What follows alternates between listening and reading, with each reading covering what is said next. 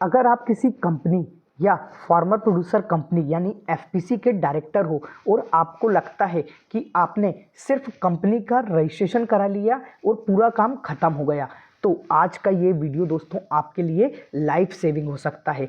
एक छोटी सी गलती और लाखों की पेनल्टी आपकी कंपनी पे या एफपीसी पे लग सकती है। दोस्तों नमस्कार दोस्तों, मेरा नाम है अंकुर मिश्रा, मैं हूँ प्रैक्टिसिंग कंपनी सेक्रेटरी। इस वीडियो में आज हम कवर करने वाले हैं एफपीसी के पूरे आरओसी के कंप्लाइंस स्टेप बाय स्टेप, साथ में इनकम टैक्स के क्या कंप्लाइंस हैं, जीएसटी से रिलेटेड क्या कंप्लाइंस हैं और कंपनी एक्ट के अंतर्गत कंपनी को एफपीसी को कौन कौन से रजिस्टर मिनट्स मेंटेन करना जरूरी है और यदि डिफॉल्ट होता है तो आपको अधिकतम कितनी पेनल्टी लग सकती है। दोस्तों आखिरी तक पूरा वीडियो देखिएगा वरना आपको भी नोटिस आ सकता है। तो सबसे पहले हम आरओसी कंप्लाइंस की बात करें तो इसमें सबसे पहला जो कंप्लाइंस है वो बोर्ड मीटिंग का कंप्लाइंस है। दोस्तों हर एफपीसी को साल में कम से कम 4 बोर्ड मीटिंग करना अनिवार्य है और 2 मीटिंग के बीच में 120 दिन से ज़्यादा का गैप नहीं होना चाहिए। दोस्तों और इस मीटिंग के रिकॉर्ड के प्रूफ के लिए आपको कंपनी के मीटिंग के जो नोटिस हैं, एजेंडा जो रहेगा, अटेंडेंस रजिस्टर जो है और सबसे मेन बुक मिनट्स बुक, सबसे मेन चीज़ ये आपको मेंटेन करके रखना होगी। यदि आप मेंटेन नहीं करते हैं तो कंपनी के साथ साथ डायरेक्टर को भी लाखों तक की पेनल्टी सिर्फ एक अकेले नॉन कंप्लायंस के कारण दोस्तों लग सकती है। इसके बाद बात करते हैं एनुअल जनरल मीटिंग की। दोस्तों हर साल हर फार्मर प्रोड्यूसर कंपनी को, प्राइवेट लिमिटेड कंपनी को एनुअल जनरल मीटिंग करना अनिवार्य होती है, जो कि फाइनेंशियल ईयर एंड होने से 6 महीने के अंदर करना होती है, जिसकी लास्ट डेट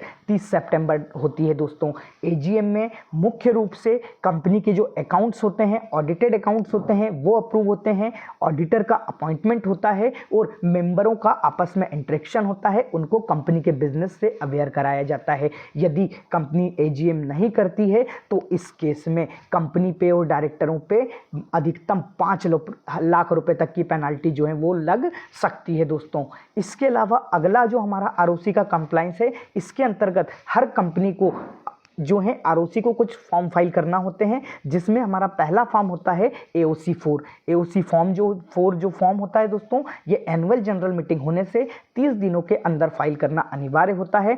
इसमें कंपनी की बैलेंस शीट से रिलेटेड, प्रॉफिट एंड लॉस से रिलेटेड फाइनेंशियल डिटेल फाइल होती हैं। यदि ये फाइल करने में डिले होता है तो 100 रुपये पर डे के हिसाब से पेनल्टी लगती है कंपनी के ऊपर, जो कि अधिकतम 2 लाख रुपए तक की हो सकती है। दोस्तों इसके अलावा जो अगला फॉर्म है वो है MGT 7। दोस्तों ये एफपीसी का एनुअल रिटर्न होता है, जो एजीएम से 60 दिनों के अंदर फाइल करना अनिवार्य होता है। डिले करने पे 10,000 रुपये से स्टार्ट हुआ फाइन 2 लाख रुपए तक पहुंच जाता है। इसमें भी 100 रुपये पर डे के हिसाब से पेनल्टी लगती है। दोस्तों यहाँ से मैक्सिमम आरओसी को नोटिस आते हैं और कंपनी बंद भी हो सकती है। दोस्तों इसके अलावा इनकम टैक्स की बात करें तो एफपीसी को हर साल अपना इनकम टैक्स फाइल करना अनिवार्य है।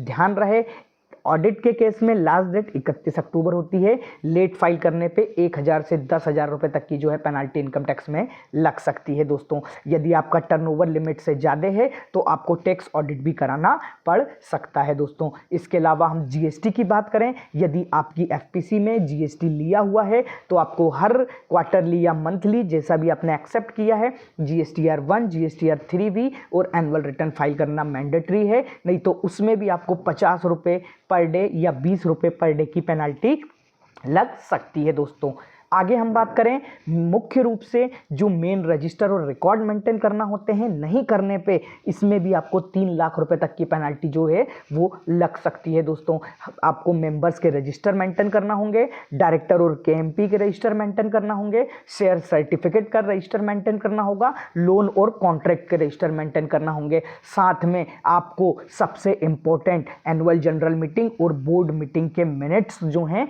वो कंप्लीट करके रखना पड़ेंगे। यदि कभी आरओसी ने इंस्पेक्शन कर लिया तो वो सबसे पहले मिनट्स की ही डिमांड करते हैं। दोस्तों तो ध्यान दीजिएगा, पेनल्टी सिर्फ पैसा नहीं होता, ये रिस्क भी होती है। यदि पेनल्टी के साथ में आपको डायरेक्टर डिस्क्वालिफिकेशन भी हो सकती है, एमसीए का इंस्पेक्शन भी हो सकता है, आपके बैंक के लोन भी रिजेक्ट हो सकते हैं, सब्सिडी ग्रांट भी कैंसिल हो सकती है और फ्यूचर में फंडिंग की प्रॉब्लम भी आपको आ सकती है दोस्तों। तो मैं फाइनल कंप्लाइंस चेकलिस्ट बता देता हूं।